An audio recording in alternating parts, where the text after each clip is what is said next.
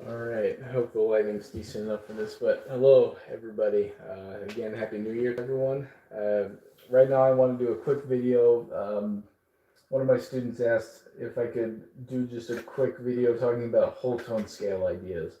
So as we know, we have two different whole tone scales. There's one, 6 notes.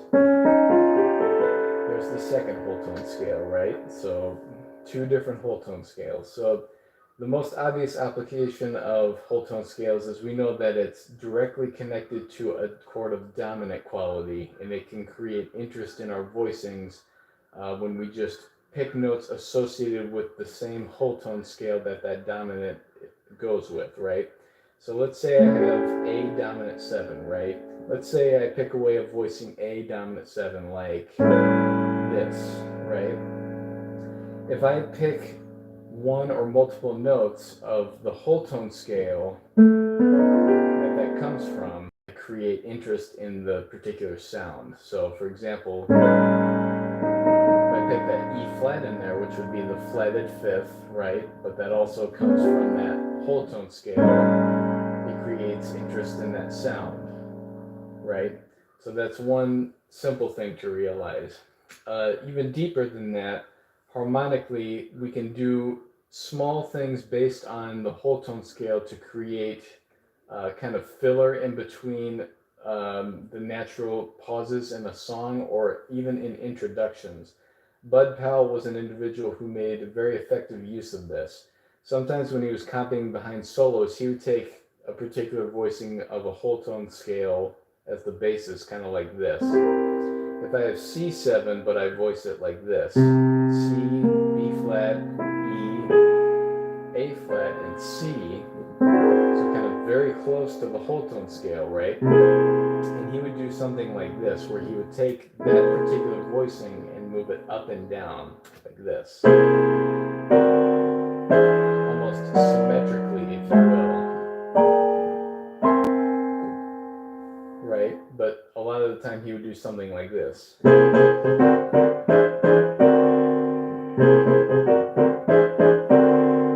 Or sometimes he would go contrary motion like this. Right? So there's a lot of different ways that you can voice it, but the underlying theme is it's just based on that singular whole tone scale, right? So other than particular voicings for chords, there are also more kind of melodic or run-based applications for a whole tone scale.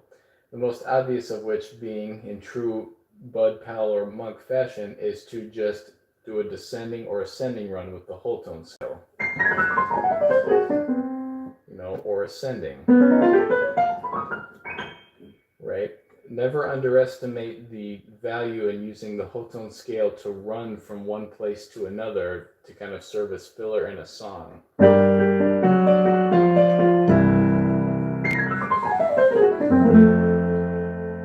Right? So using the whole tone scale as an ascending or descending run is something that's perfectly viable as well. Here's another particular run that you can try. If I take the C whole tone scale, and I'm going to do kind of 4 notes at a time, 1, 2, 3, 4, and then lift, and then with my thumb on the note I left off on, and go 1, 2, 3, 4, slowed down is like this.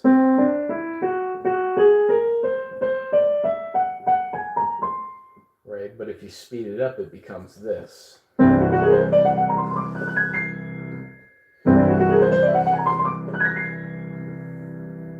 There's another run you can use right there.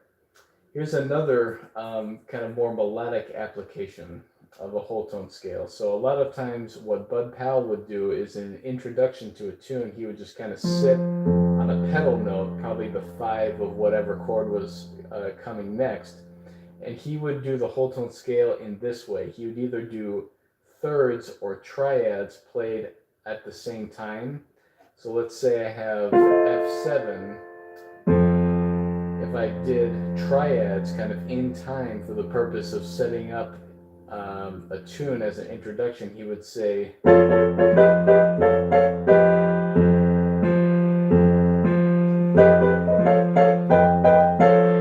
that is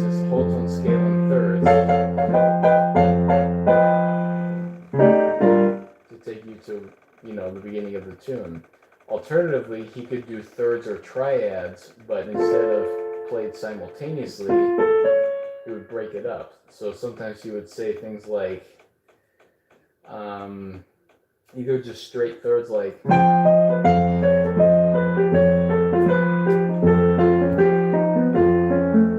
that, or alternatively, here's a slightly hipper version. If you take, or if you can already play a whole tone scale in thirds like this, check this pattern out, where you can do kind of a repeated third and then descending chromatic note going to the next third within the whole tone scale.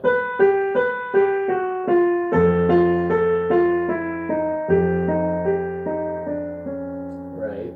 So I'll do this really slow. So sometimes you can use this on introduction or even in the middle of the tune. So it goes like this.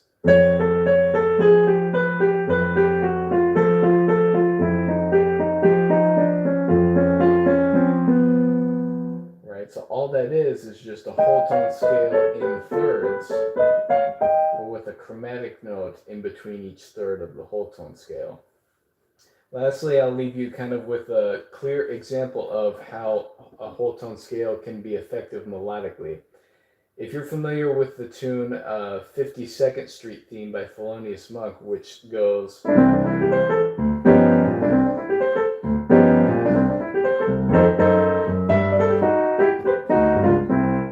like that, it's essentially rhythm changes in C with a honeysuckle rose bridge.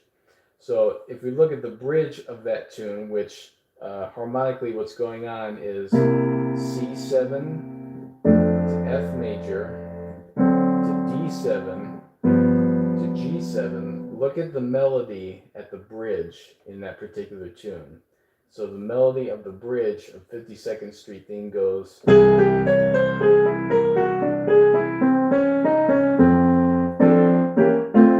sped up 1 2 1 2 3 4.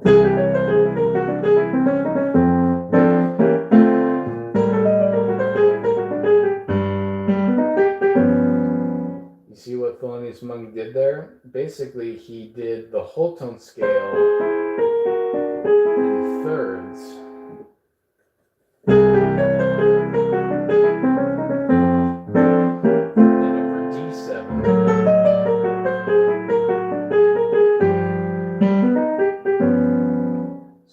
That's a very clear example of how the whole tone scale doesn't just have applications harmonically, but also melodically, as represented by the melody on the bridge of that tune. So anyway, I hope that information is helpful to you. Try to incorporate some of those ideas into your own playing and try to discover more. Remember, it's just one scale. The only limitation is how far in depth you try to figure out something that you haven't heard before. So anyway, hope you enjoyed that, and as always, I'll see you in the next video. Thanks.